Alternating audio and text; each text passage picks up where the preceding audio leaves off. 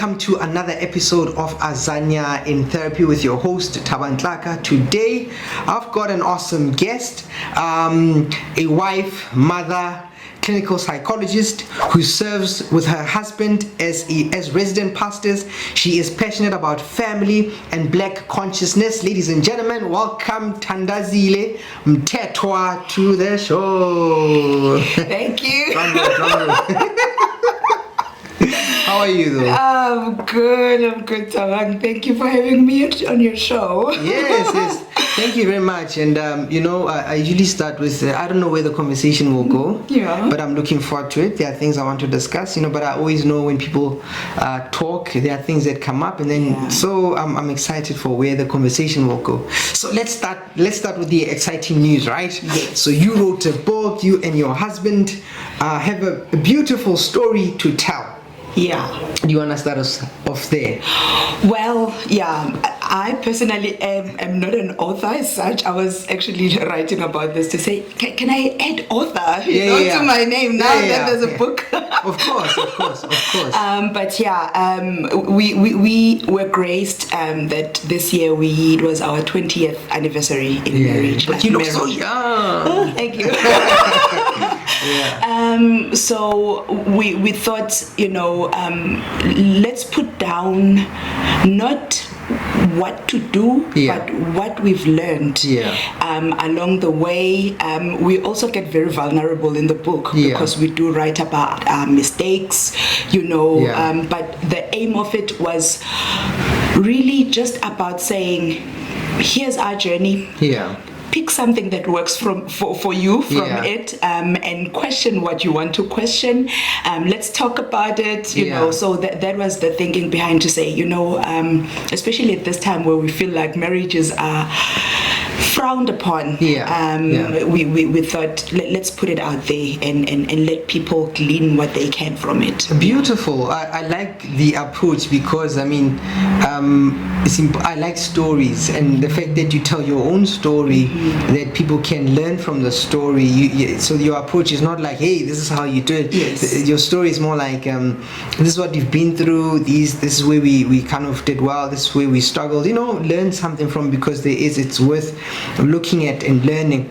And I do agree that the culture we are in now is sort of anti-marriage on the one part, and I think the other thing is that people are hurt. I think it's the Race Relations Institute of South Africa, I think a few years back, they put out some research, some stats. They said only a third of South Africans grew up with their biological parents. So most people don't grow up in a setup where their mom and dad are married, and so I can understand why people struggle with it. But 20 years, right? Yes. 20 years. Poor Nkosi. Maybe tell us a little bit more. So in reading your book, I'm still reading it, right? I get a picture of, so maybe take us back a little bit, right? So I get a picture of, so he's this man very focused on God, shy, very disciplined.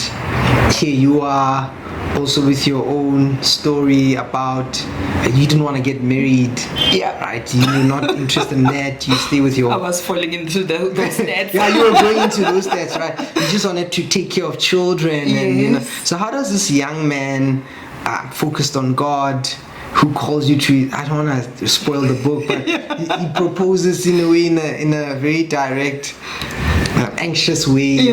How does this young man who's shy and this lady who's this background start the story and go on this adventure?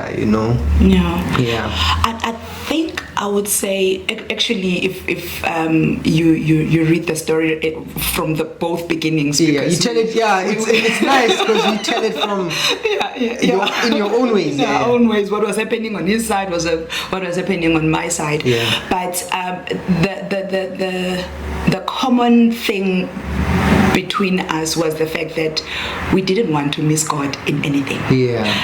In as much as I had my own ways, my own thinking, most of it that was informed by hurt, by past wounds that were not healed at that time, and all of that, it was informed by that. But in me was a very strong sense of, I want to please God. Whatever He says, if it doesn't make sense, it's okay. I just want to do what I know He says. And I think also on his side, because I really did give him a hard time. I think it took about 9 months for him to even actually consider, what he was saying. But also his attitude was that I know I've heard from God, and going forward, that was the thing. I think even then getting into the marriage, on my side, it was mainly that I've seen tough life.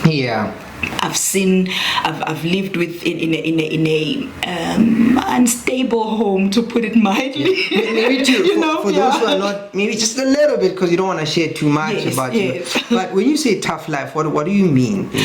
Okay, I had grown up, I always struggle with this, because there's people that I still need to honor, that are still alive. Yeah, because I was also going to ask what was hard about writing, because I know when you write books, you sometimes your story involves other people, and there's sometimes it's a bit difficult. So what was hard, and when you say hard life, what was that, and where did you struggle? Actually, I'll just sneak in that question as well.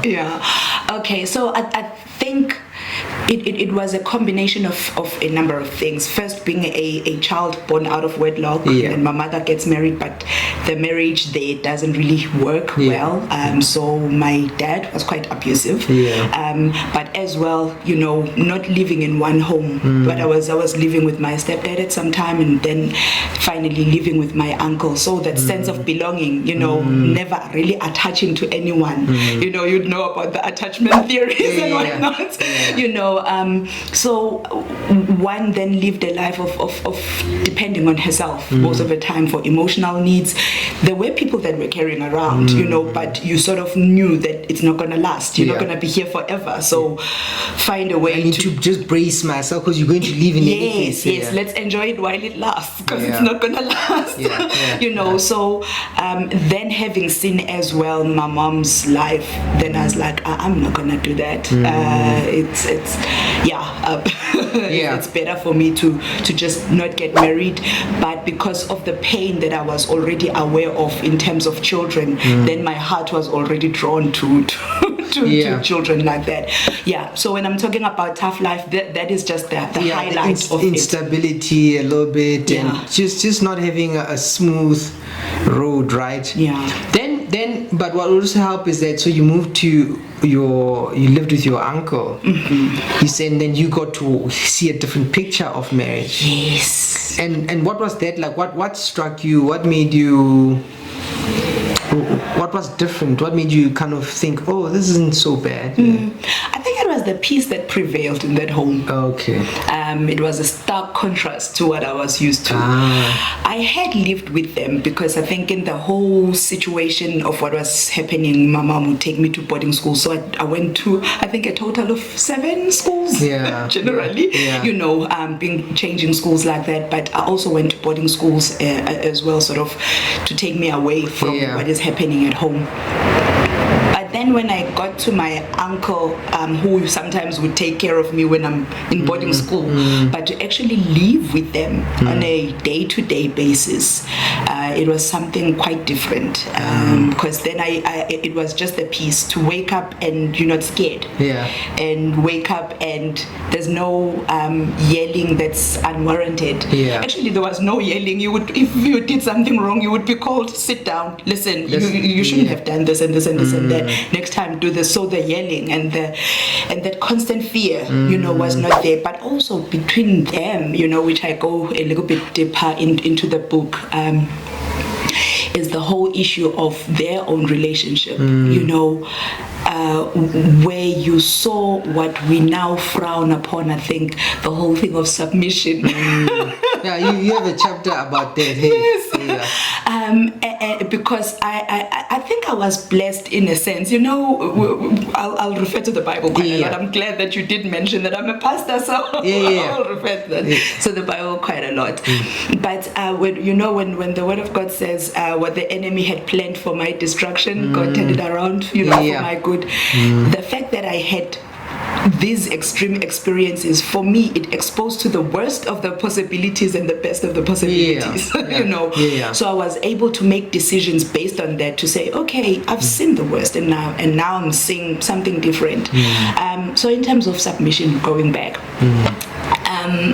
I had seen earlier submission being something that's enforced, something that is a must, and you know, you have another partner's foot on top of, like a dominance exercise. You're dominating someone, you know, that kind of thing. But when I then lived with my uncle and aunt, it was different. You know, I noticed that my aunt, who subscribes because she's still alive, very much to the wife must submit to her husband, she had a voice.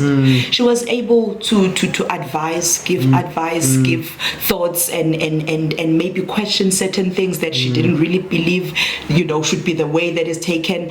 And I noticed my uncle's response as well, that he would take it, weigh it, whether at that time he accepts it, sometimes he doesn't accept it, and I was like, oh. But in the final, at the end, you know, the decision would sit with my uncle, you know. And then I got to say, okay, so there is a different way of doing this, you know. So it was sort of like a learning and a corrective experience for me, you know, to say, oh, okay, it doesn't all look like that, but it can look like this. And this seems functional. It seems peaceful.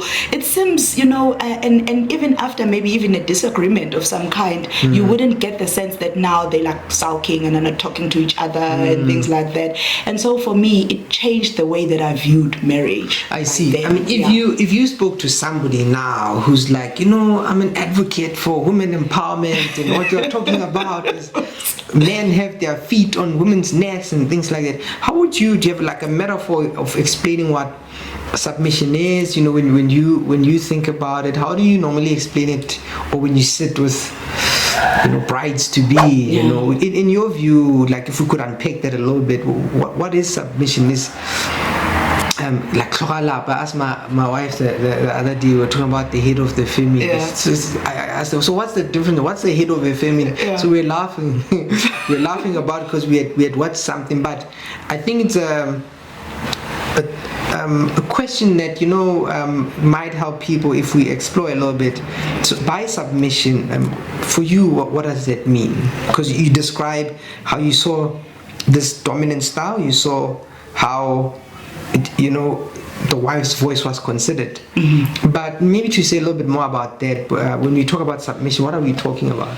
Okay, I will use an example that I normally use with people that don't necessarily subscribe to the Bible. I like to use the analogy of the company. You have the CEO in the company, and then you have managers, then you have the rest of the employees. And in a home, I see the husband being given that role of the CEO. By who?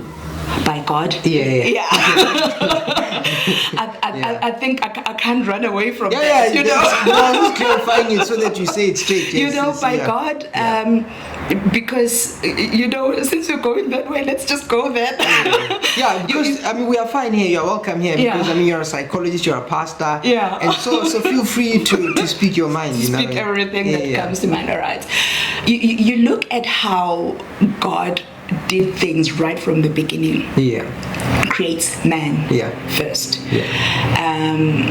And he says it's not good for him to be alone. Or actually, before that, he gives him work.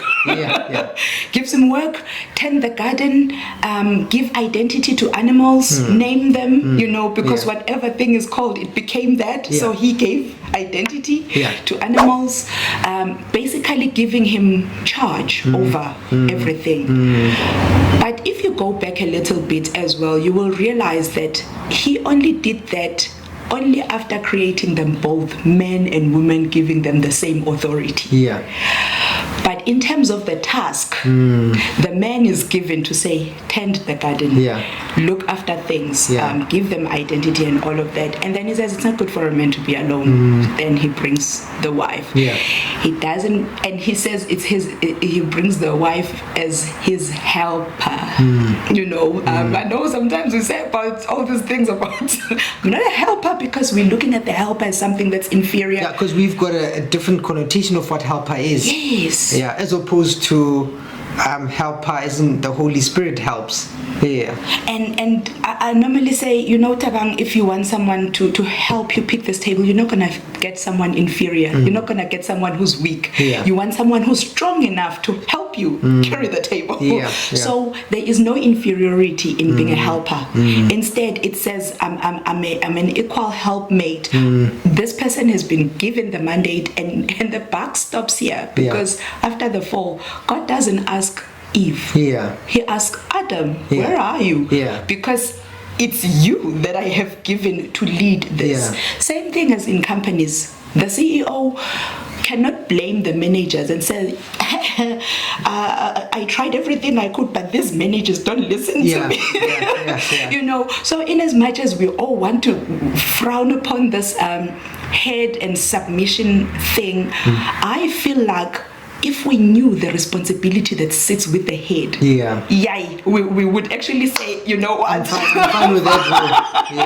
I'm fine with that role. But then I understand, Thabang, that I think because of the evil that came in and the way that men started behaving and all of that, women needed to protect themselves. Then we have feminism, and then we have all of these things. Please forgive me. Then we have the women empowerment, with it, which I'm struggling a little bit with, because it empowers women so much so that they are so high and the man is disempowered in comparison. And who are you helping?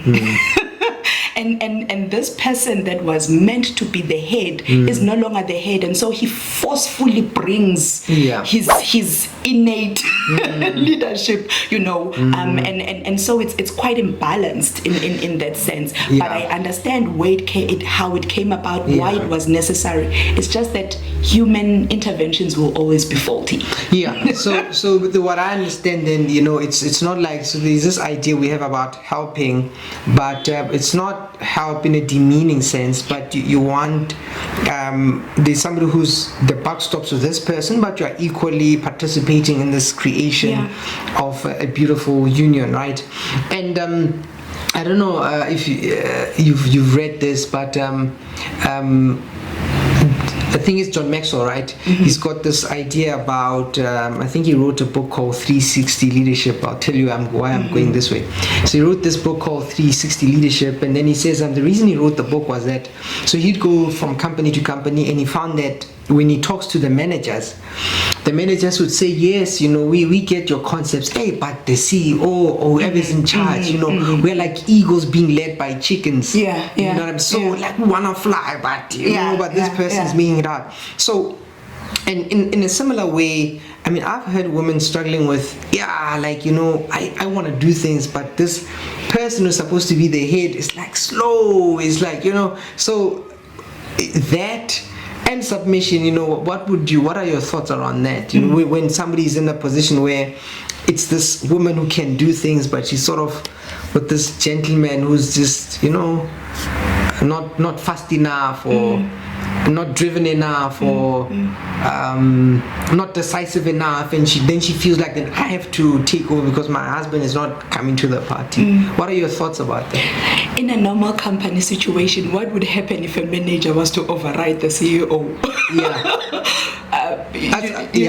They would get into trouble. They would get into trouble because they're acting out of out of place. It's not their place to do that. Not to say their place is inferior, because the CEO cannot do what they are doing. You know, but for the sake of order, then, you know, we have to have this order. We have to have this way of doing things. And I think throughout, then, you know, if you look at the Bible, the Bible teaches us how to live with one another. Because of that, and I love the fact that we are so different, because if we were the same, like we'd crash, you know, because there wouldn't be someone who sees blind spots where I don't. I normally joke about this and say, if I wasn't married to my husband, I probably would be dead by now. Because I'm such an adrenaline junkie. I'm a spontaneous person. I think I want to do it right now, but he goes like, let's think about it. Let's plan. You're not gonna do it. Nope. I wanted a bike at some point. You know, things like those. And he's like, you speedster, you're not getting a bike. But don't you feel? So it's good that you said that now. Don't you feel, as a woman who's married for 20 years, right? There's an idea that, you know, marriage is an institution that oppresses women and they're suffering. Are you suffering? See, in our journey, I learned that he is for me. And what do you mean by that? That he has my best interest at heart.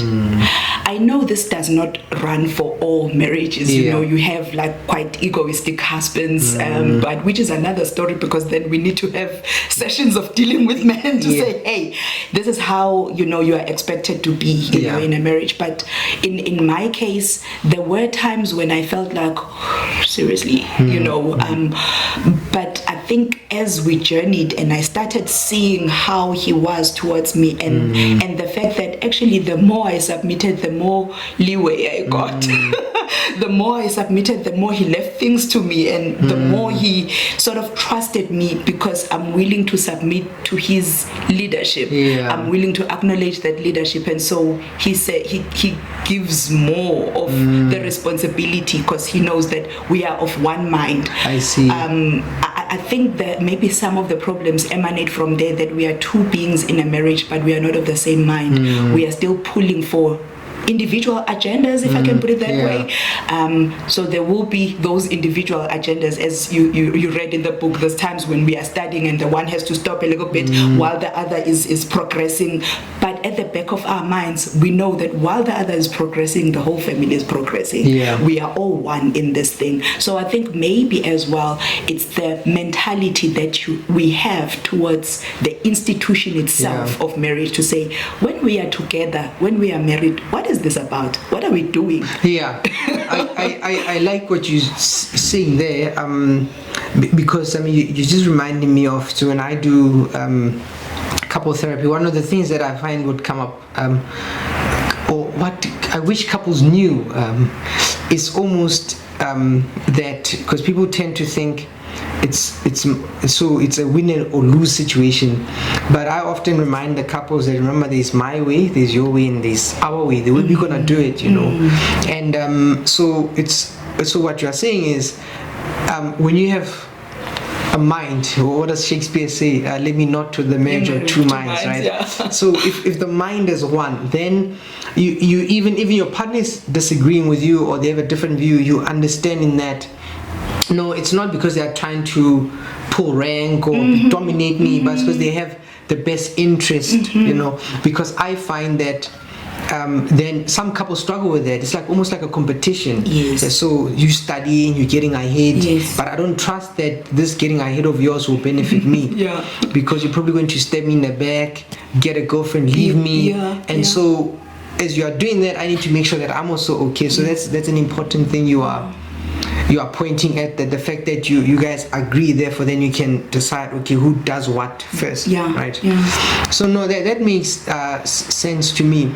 And when people have read your book, where have you had feedback, or what's the common thread, or you know, feedback that you get?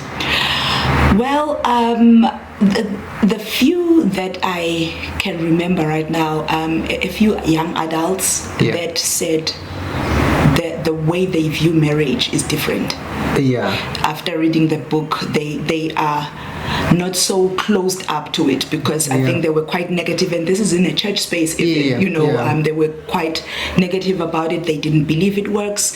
They thought that those that make it work possibly have some magical thing going. But I think as well the fact that we were vulnerable with our struggles helped them to say, they are our pastors, but they went through so much, and they still decided, we are going, and then as well, I think some of the ladies as well who were struggling with similar things that I struggled with in their own marriages said, thank you for the vulnerability, especially being in the position that I am, to just, open yourself up like that and say, this is where I'm coming from, this is what I've struggled with, this is the kind of mess that I've made along the way, and all of that. And so for them it was like, whoa, okay, so I can actually deal with this. It's not a permanent sentence, it's not, it's something that can be dealt with, and I can grow from it and make my marriage better.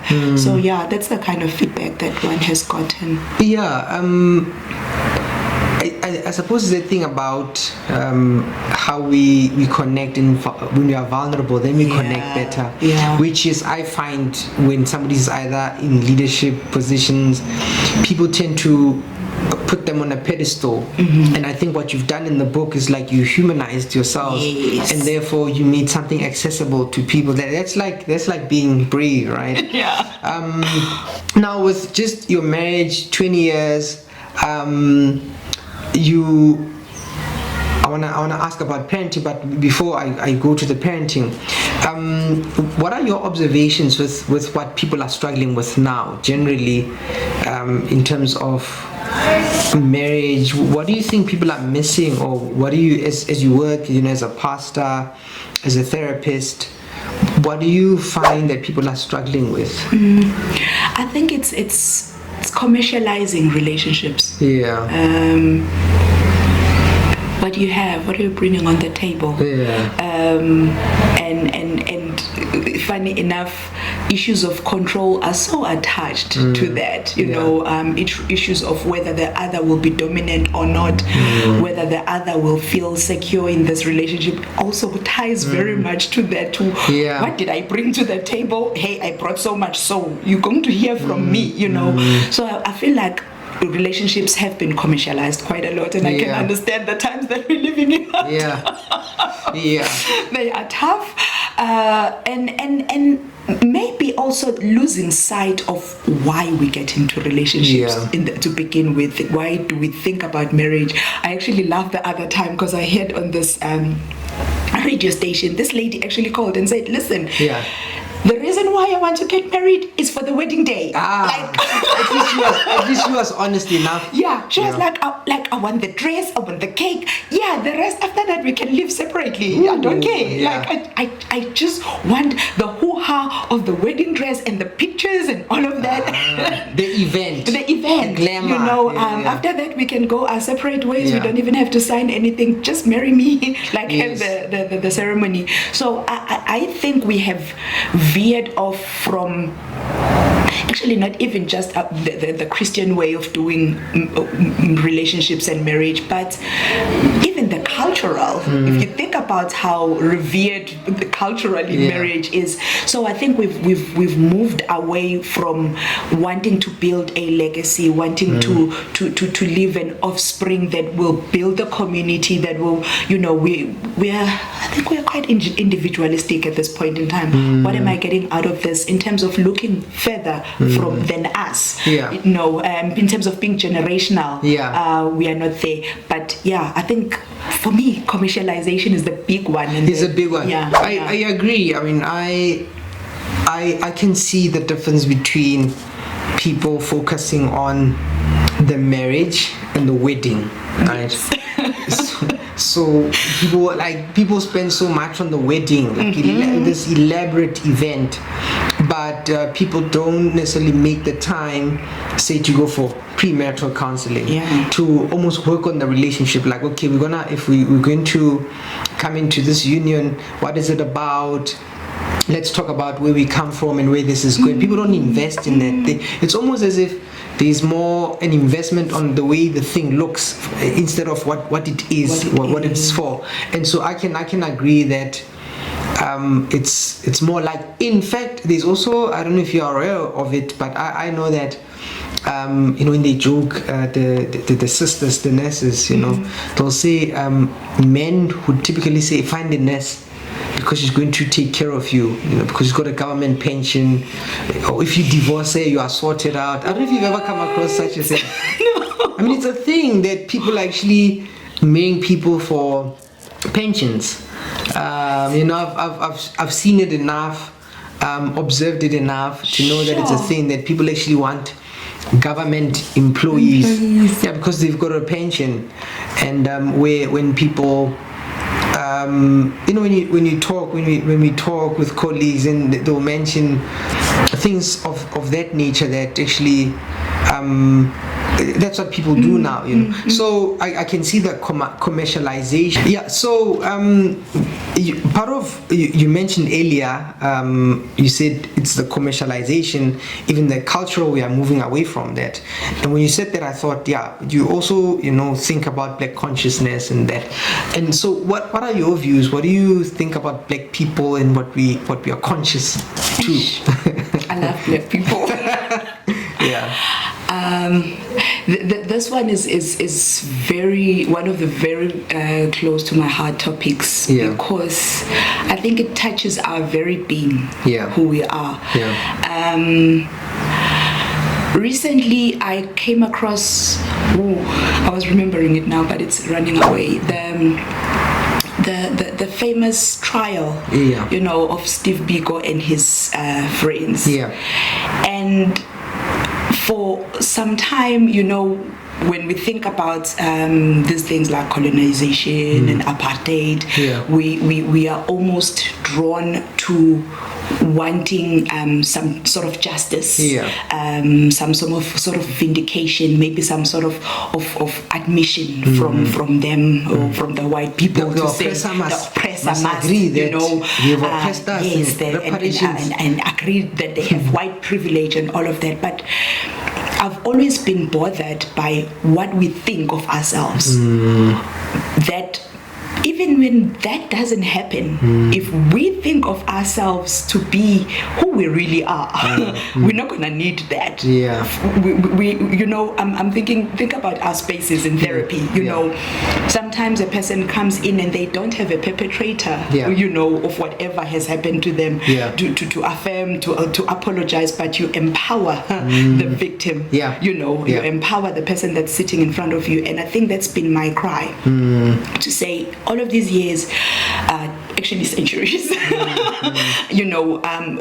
our way of being has been viewed in such a way that it's not important. It's not to be followed. It's been blackened, if I can put it that way, and so we see, especially our age group, the new guys that are coming, the new generation, which doesn't really subscribe to anything. They're neither white nor black nor anything. They're not cultural. They are not westernized.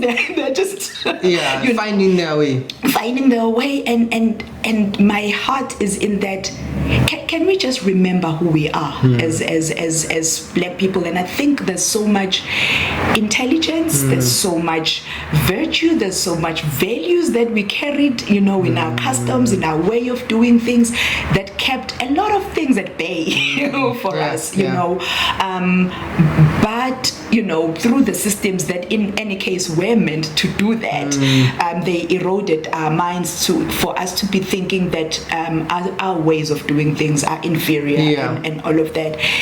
Yes, it doesn't mean now that we're going to go back and our way is Tuaba. It's not going to happen. It's not going to happen. But to be able to say, I can do this with my other brother. I can do this with my sister. I can do, I am not inferior, because for years I've been taught that I'm inferior for whatever agendas were there. And so I tend to pick a lot from our cultures to say, but that helped us. But that helped us. In as much as even now we sit and we say, culturally, men, for example, oppress women. You go back to culture, you realize that it is not so. It wasn't so. It wasn't so. It's probably all these things of putting the people in class, socioeconomic state. Then men's psyche is like, if I don't have so much money, then I'm not worth it, and things like that. But if you go back, there was a way of living with poorer people. There was a way of integrating them into the community such that they don't feel like, oh, I'm a pauper, you know. And so those are some of the things that I look at and I'm like, are we really gonna leave all that richness of us as black people? Are we going to leave that those values and the way of being that was very helpful?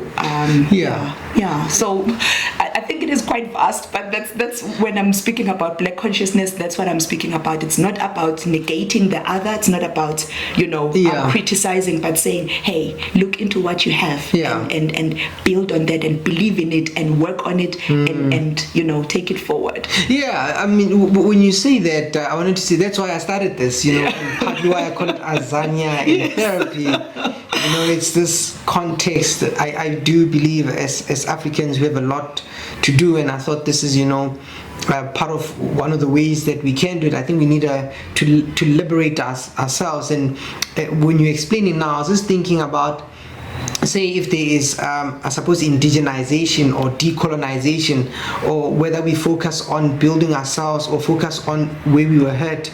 So I agree with the focus on more developing us, you know, developing things that we've neglected, remembering that we are precious, that we are beautiful, that we can do these things, that we don't need someone else to come and say, you know, to tap us on the shoulder, you know, or to, when we organize something, we need someone else to come and tell us that, yes, you did the right thing, that we are capable. So I'm also passionate about that. I do think we need to do more work in terms of healing, our people. The hard part for me is, I don't know if I would go as far as Biko. I don't know if I'm ready for that. So in what I write, what I like, there's a part where he talks about death, and he says something like, so if you are being interrogated, you know, you need to, I suppose, remain strong. You need to remain focused. To the extent that you're not afraid to die, and because this person torturing doesn't want you to die, but you don't need to be afraid of that because it's a loss, you know. So I get the sense of somebody who loved people so much that he was saying, well, I've chosen a path, and if this is a path that will cause me my death, so be it, you know. So I don't know if I'm there, or if the generation we have. No, I've heard some, you know, seen people thinking that way, but I don't know if there are many people who are willing to do the sacrifice of doing the work. That maybe it's much easier to blame, much easier to say someone else has to do something. But the way you put it, I suppose the focus needs to be on developing ourselves, not so much what someone else must do. You know that proverb, as a man thinks, so easy. You know, and I think that was the beautiful thing that those that orchestrated all of these things did, is they worked the mind before all of this economic oppression and all of that, and destabilizing families and things like that. The mind was worked, and so if we worked the mind, and I think we are in a good space, because that's what we studied. That's what we do. That's what we do. You know, to work the mind. But I think as well, you know, as you're speaking about death, I don't know what you think about this, because maybe at that time there was the death as in physical death. Yes. But no one's allowed to do that now.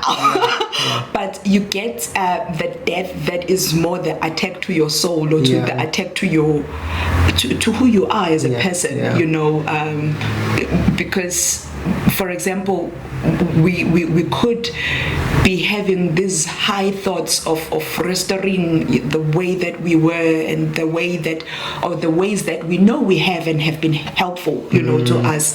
But it's not all of us that think like that. So be like, I am good with the way that I sound. I don't want to associate with this. It's, you know, let the bygones be bygones. You know, and so I don't know what you think about that. Those attacks, if you feel that at least that it's something that you can. In terms of, are you talking about maybe cancel culture, or you know, right now you're going on YouTube, you're going on all these platforms.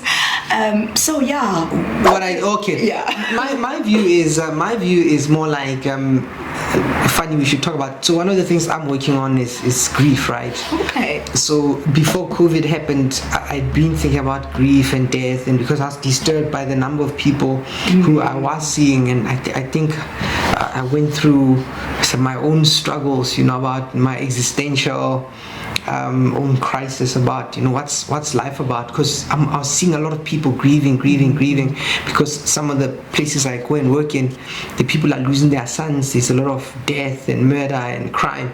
So as I was working through that thing, made me think. I was like, what's this? What's going on here? COVID happens, and then that sort of amplified that journey. So I started writing, reflecting. And then I got to a point where I realized how precious life is, right? And my view is I have one life. And I have one life, and life is so long. People live till 80, just past 80, 100 or whatever, But you have so much time. Yeah. And I cannot, for me personally, live my life being afraid what people will say and do, because people celebrate you today and tomorrow they insult you, or people celebrate you today, tomorrow they have a different view. And the myth of being liked, if I can put it that way, we think people like us, but people usually like you for how you make them feel. So once I was at peace with, I have one life, and then if it's one, it's not forever. I can't live for everyone. And this idea that I want to be liked, so I'm not so interested in being liked. I'm interested in the truth.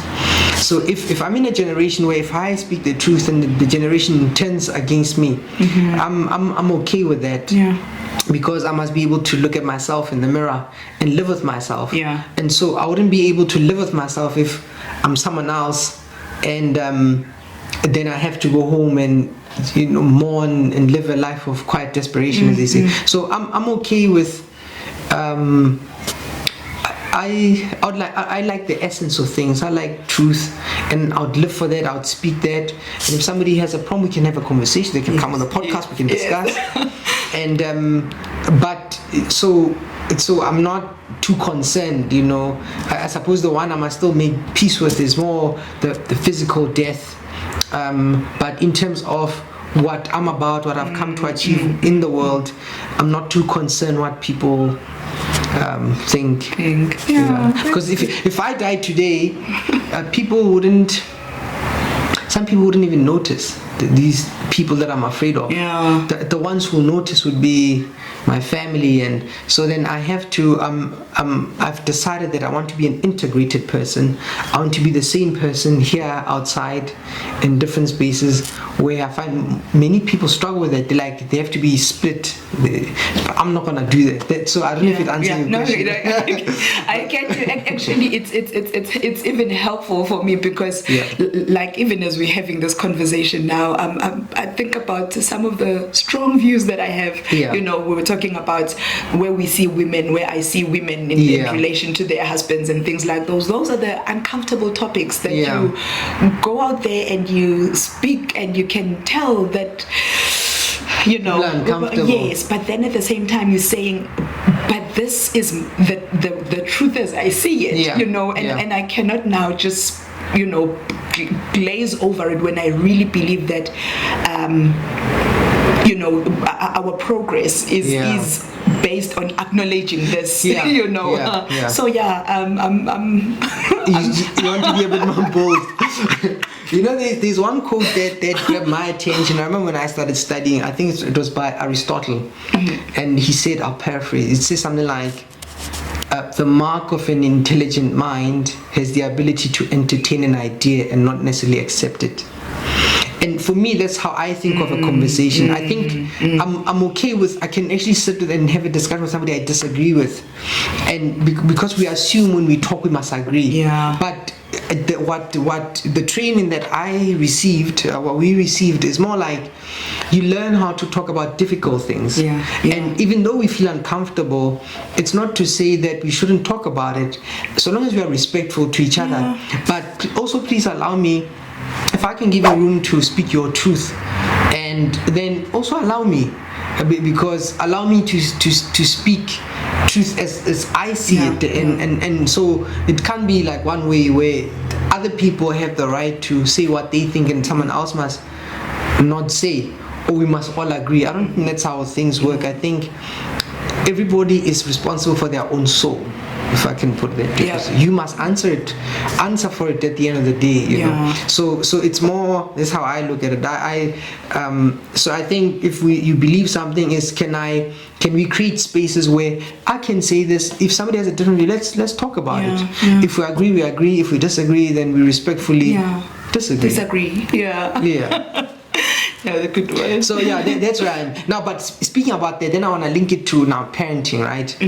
With parenting, so you've got two young men. Your sons have grown, and then you said adopted daughters. Yeah.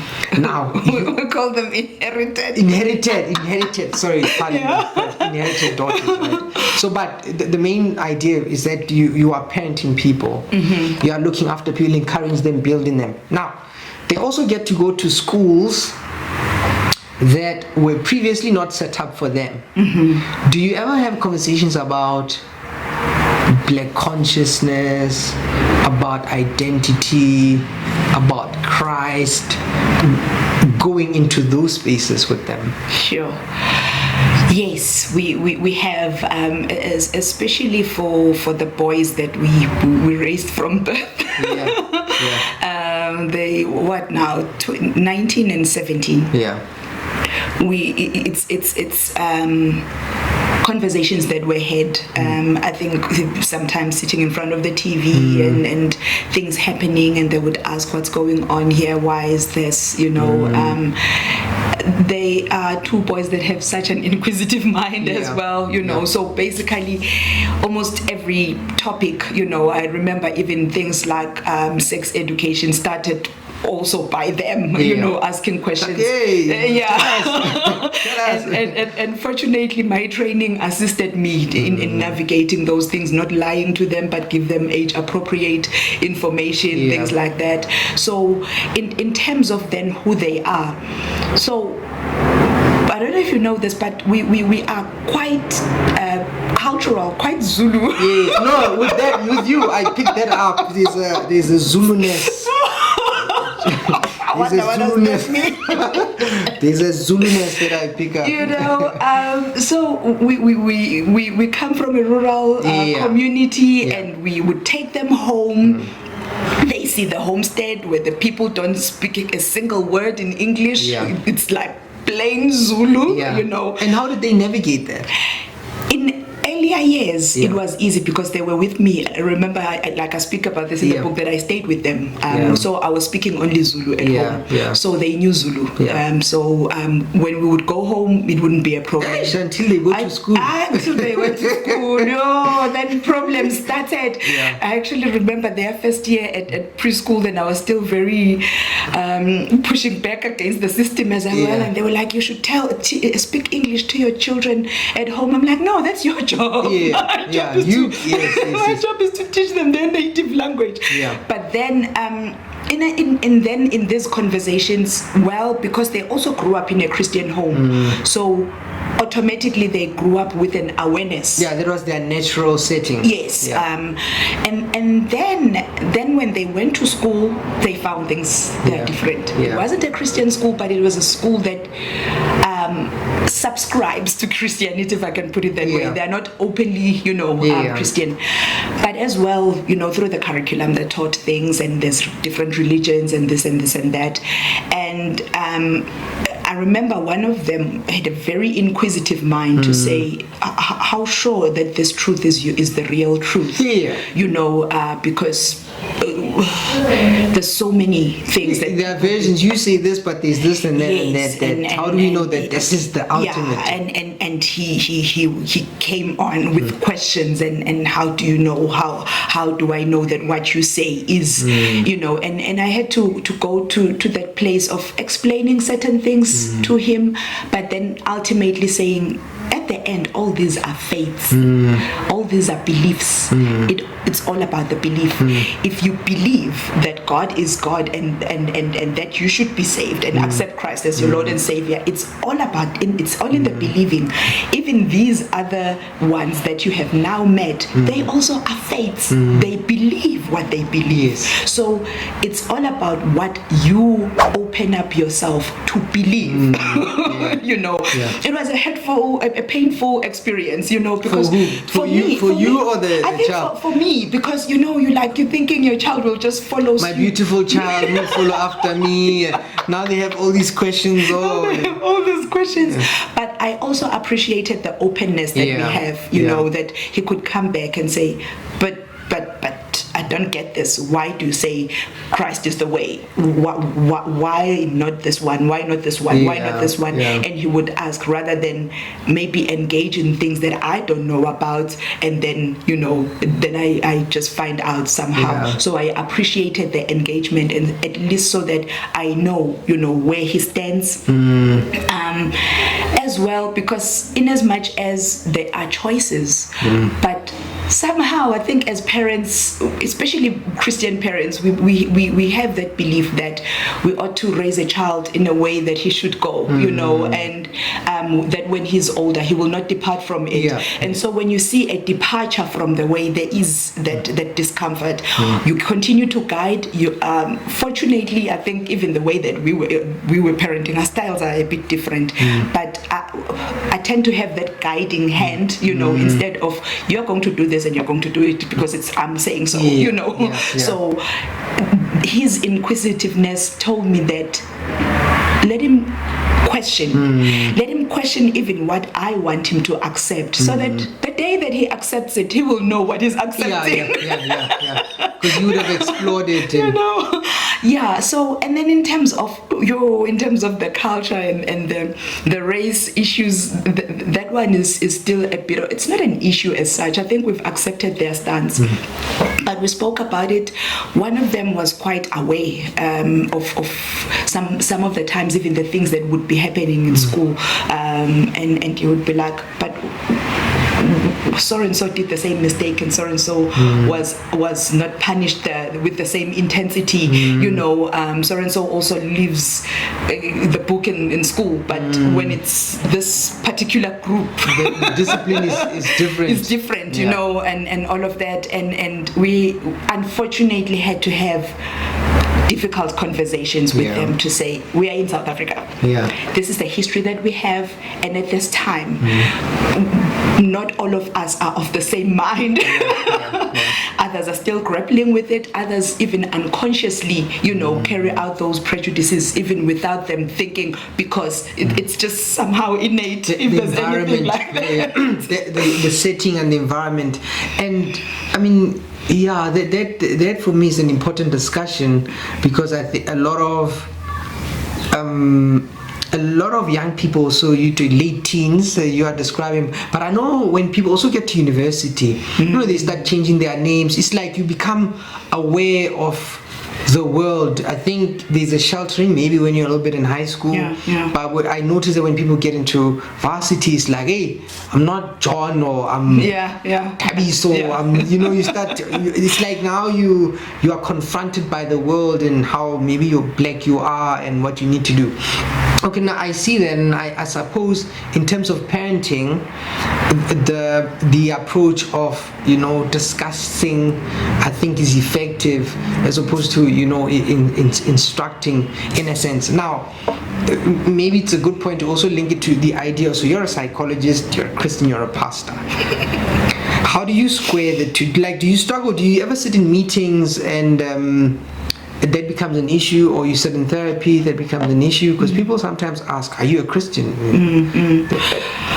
I have struggled before, especially in the earlier years of my training. But what was the struggle? The struggle Oh, thank God for this, because I remember I think it was the second year of my study that there was this guy that was also speaking marriage and all of that, and then he was like, but my problem is that you're studying psychology, and I was like, at that time I think I was quite sure why I'm studying psychology, you know, that it's not just a profession for me, you know, it has a lot to do with even just my calling, my reason for being on earth, you know. So he had a problem with that, and I was like, no, it's fine. If you have a problem with what I'm pursuing, then you have a problem with me. So we can't be, you know. So even I remember even during my I would get questions like, so what do you guys do? You do try to change people's minds? Do you try to you guys influence people's minds? You think you can do what God does? You know, that would be the approach. And I'd be like, I think people did Psych 101 and they made a conclusion of what we are doing, and sometimes they learned a few of Freudian's. Like they want to do this. And maybe they're reading the psychosexual stages there. Well, this is what they're teaching them. You know, and so I think then the settlement within me came just from speaking to God to say, I know we've had this conversation. I know what I'm doing is not off. And as well, I think having had a relationship with him before I studied psychology, I could immediately tell of things that I'm not going to use.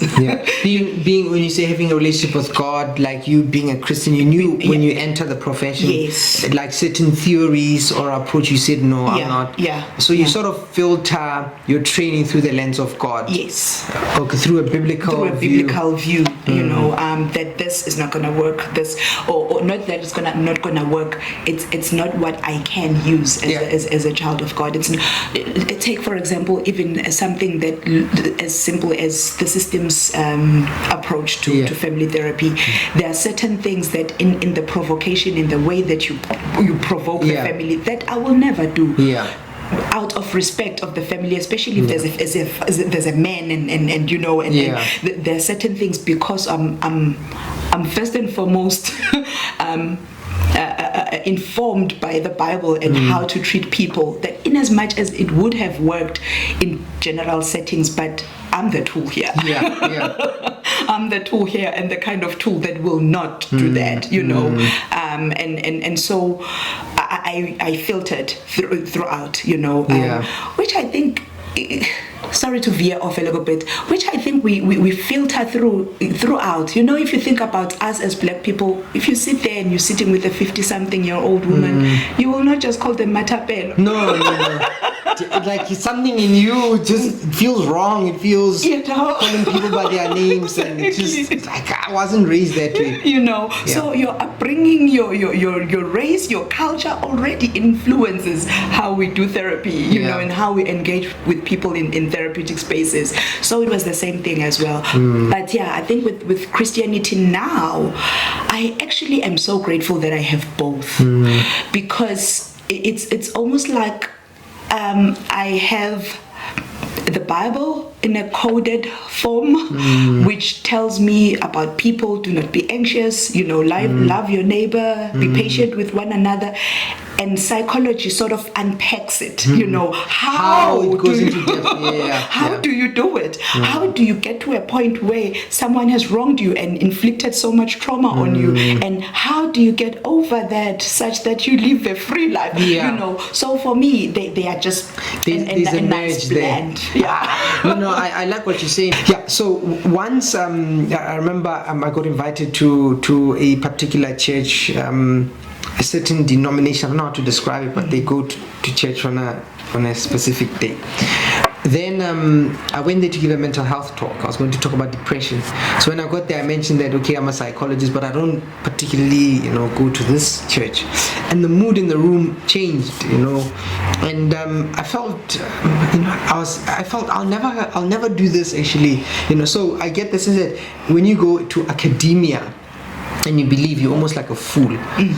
Then you go to church, then you see a psychologist, then you're trying to do something weird. Then you're almost like this strange creature that doesn't really fit in anywhere, you know. So hence my question: how do you square? But for me, it makes sense. As somebody said, I don't know if it was Miles Monroe. He said, you know, he had read something. I think one of the instructions when the children of Israel come out of Egypt, so God tells them, don't eat this, don't eat that. He gives them a whole list of things not to do. Then he says, but he didn't explain why. And now he says, no, but scientists found out now, many years later, that if you eat this thing that God said don't eat, this particular thing will happen. And I sometimes I think that's what it is. So a minister sometimes a pastor will preach, but will not give you the detail. And I find sometimes in with psychology you are able to actually explain that, yes, it's like this, but now let's go into to explain the details. So that makes sense to me. But maybe in wrapping up, you know, what are you hopeful for? What are you looking forward to, you know? As a person, or just in your life, you know, what are you thinking about, looking forward to, you know, Sure. as a pastor, as a psychologist? When you look at the future, what's energizing you? I was thinking about this question earlier, and I think the biggest thing right now, I think I would like people to find themselves. Both out in church and out of church. I feel like, I don't know whether it's the effect of COVID or it's the effect of what, but I feel like most of us are just robotic. In the way that we relate to each other. You look at the number of service delivery protests and all these things. I think there's just too much chaos, and sometimes we can look at chaos out there only to find that it's chaos within that's spilling out, you know. And so I think, first and foremost, I know this is quite wide for me to say, but I am just hoping and looking forward to, I don't know, that epiphany that will drop for people to say, let me withdraw from everything and just connect with myself. What's going on with me? What's happening in my life? You know, I see a lot of Christians as well. I see a lot of church people that are just going to church, and you see there, you know, the worship team is there, and people are just standing, staring at the worship team. And for me, it says there's a disconnect, not only just with God, but with themselves. You know, and I think that's just my desire for people in general, you know, and that they would really just connect with themselves. With my family, I think obviously, you know, I just want to see my children growing up and getting out of my house. They're gonna get me with this. Living their own life, living their own productive life. You know, one of the things that we've tried to instill in them is that they're not living for themselves. You know, they're not born for themselves. They are born to perpetuate an agenda of well-being for others as well. You know, they've had the environment that they've had, so that they know what to provide for others. You know, and pay it forward and forward and forward. You know, so I think that's my desire for them, that they would find that thing for them that will be meaningful, so that it can be meaningful for others as well. But for myself, I don't know yet.